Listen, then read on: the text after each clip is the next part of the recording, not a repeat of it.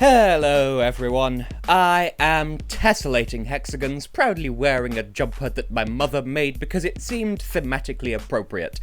So yeah, I get the feeling that people are really excited to hear me talk about this song. The song, that is, that will represent Iceland at Eurovision this year. Once again, much like last year, they've gone for something that will turn heads. They're currently riding very high in the betting odds. And that, this year, takes the form of Daði Pétursson and Gagnamagnið, which in itself is a group consisting of Árný Fjóla Ásmundsdóttir, Sigrún Birna Pétursdóttir, Hulda Kristín Kolbrunaldóttir, Stefán Hannesson, and Jóhann Sigurður Jóhannsson. And of that list of names that I feel like I got at least decently close, Sigrun is Daði's sister, and Árný is Daði's wife, and collectively Gagnamagnið literally means the amount of data, but it's just the Icelandic term referring to a data plan, which I assume is for, like, mobile phones and stuff. Anyway, the song in Icelandic is called Gagnamagnið as well, but the English title is Think About Things. And despite how it sounds, in the song itself it's just a fragment of a sentence, even though the title makes it sound like it's supposed to be like an imperative. He's telling you, think about some things, but no, that's not what he means at all. Anyway, at Eurovision it will be presented fully in English. The Icelandic version actually tells a completely different story in the lyrics. In Icelandic, it's all about, hey, we're a band from the future, we're gonna save the world with our dance. Well, that seems like an oversimplification, but you get the idea. Anyway, music and lyrics by Daði himself. He did the whole thing. It's a personal passion project, and people have taken to it. Needs no more introduction than that. Seriously though, this song kind of has massive boots to fill when it comes to me, bearing in mind so many people have already joined what they're calling the Daði cult. I mean, look at how high this is in the betting odds. It's, what, first, second? It's up there. People are hyping this song up for days, so yeah, you're probably dying to hear how I feel about it, so you can either click like or try to burn this video to the ground accordingly. Well, after having heard it for myself, after all this build-up, yeah, it's alright. What am I supposed to say? It's alright. I enjoy it. It doesn't blow my mind or anything, and I do wonder just how much of its appeal comes from its aesthetic rather than the song itself, but I mean, strip that back and it's still an enjoyable song.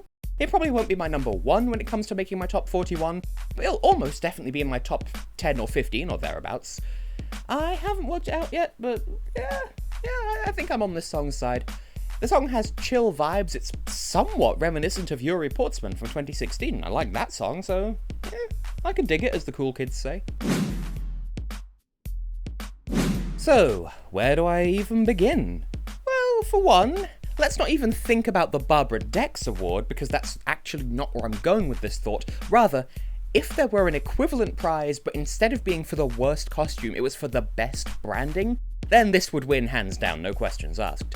Daði and the Data crew easily have the strongest, tightest, most consistent visuals across everything that I've seen at Eurovision in a very, very long time. Not just this year, but just at large, right down to not just their choreography, but even the subtleties of their head movement and all of that. Like, it's between the music video and the national final, there is basically no difference.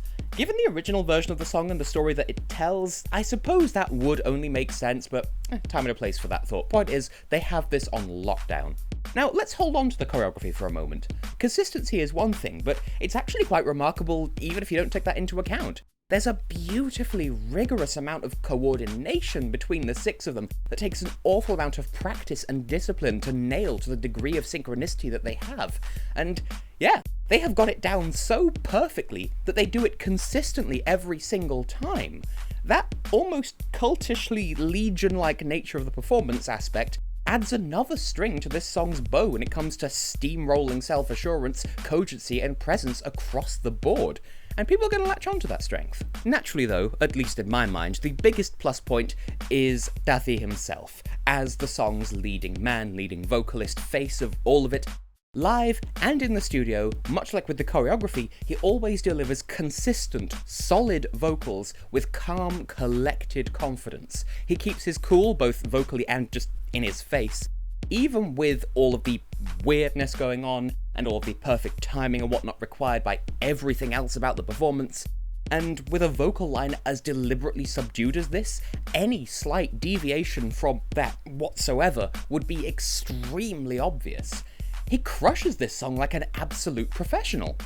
As do Gagnamagnið as a collective, by the way. Kudos to the lot of them. And finally, here's the Icelandic tea. Even if you take away all of the otherworldliness about the song's presentation, even if you ignore the general otherness of how it sounds and the tropes it presents and deconstructs, even if you just close your eyes and just take everything away apart from the music, this is just straight up a good song. No gimmicks, no mental tomfoolery, just an honest, chartable, groovy little hit.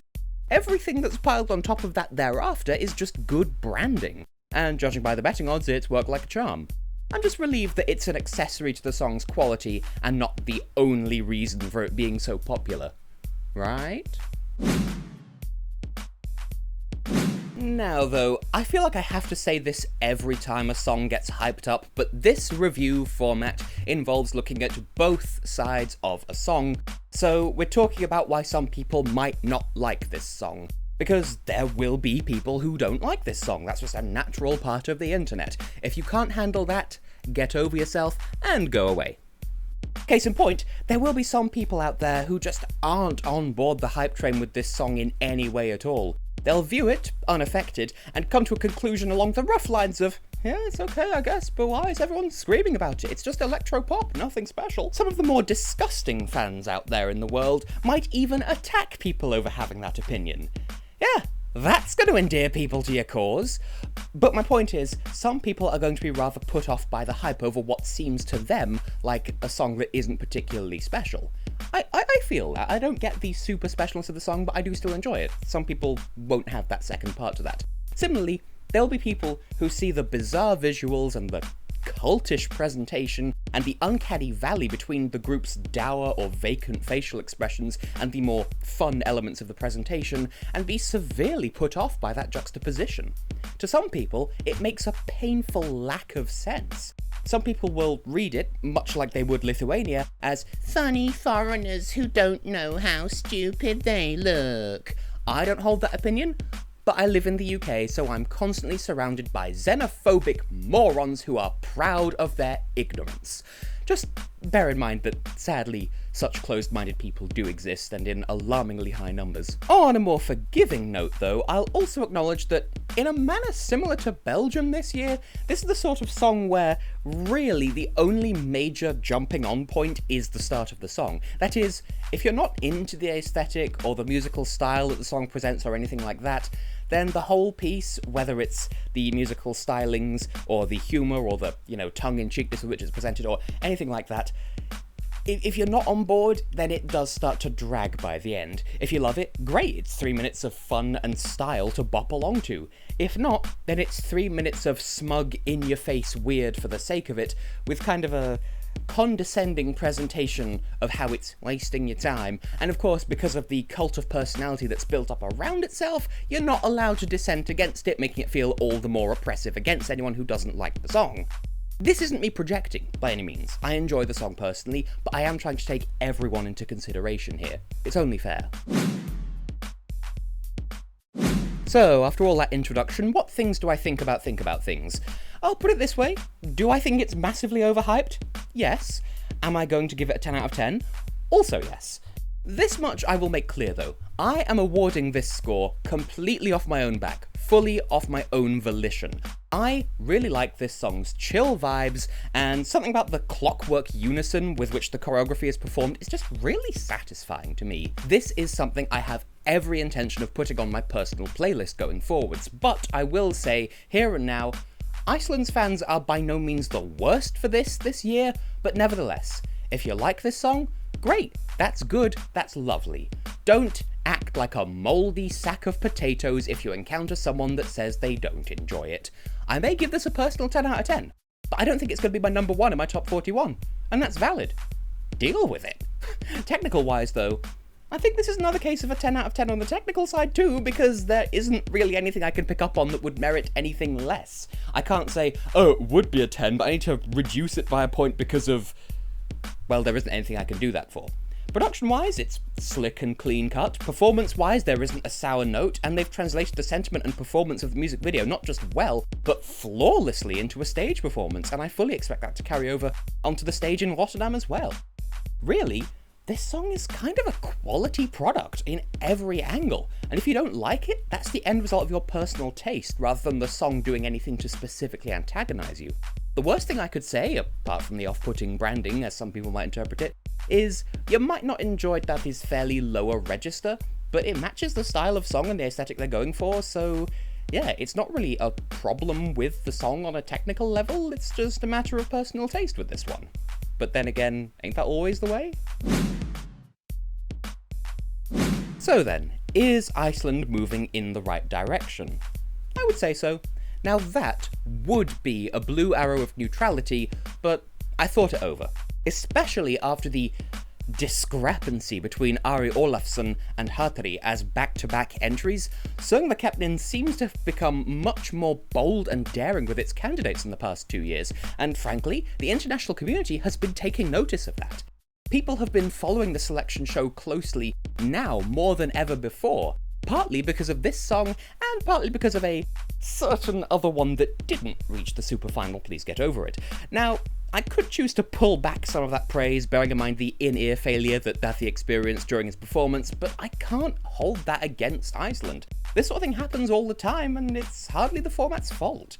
So yeah, Iceland's riding high at the moment, and I expect them to get even more assertive over the coming decade. For the here and now, though, has Hatari broken the curse once again in a tradition started by Euroband in 2008? Will Daði and co bring Iceland back into the final? Almost certainly, because of the hype, because of the juxtaposition between the song hourly and visually, and because of it being honestly a solid performance across the board. Yes, its viral nature is going to help it, and it's in semi-final too, and the UK loves memes, but as I said, it's a solid song by itself, further backed up by the strongest branding I have seen all year and beyond. Hot take though? I'd be kind of surprised if this won. I wouldn't be opposed to it, I would welcome it, but I struggle to imagine it happening. If it does happen, then great, but a lot of non-Eurovision folks, even ones who might have otherwise loved this song's chill vibes, might just switch off because of how bizarre or even quote-unquote stupid it ends up looking. As I said, if it wins, great. But if we judge by the standards set by previous years to the point of ignoring all other data, the amount of data, if you will, then this wouldn't be considered winner material if you compared it to previous year's winners. So I don't imagine it happening, but I said that about Sweden in 2015, so we'll see. If it subverts that expectation, then yeah, I won't complain. Nothing wrong with having a fun winner from time to time, it's just, it's not the one I would choose to win, but we'll see. You could do a lot worse. So yeah, what do you other people think? How many people are already in the comments section screaming and crying and whinging about, oh, he likes it, but he's not part of the cult, or oh, he's defending the weird robot song. I don't know, just be reasonable, other people have opinions too. iCard, comments, you don't need me to tell you.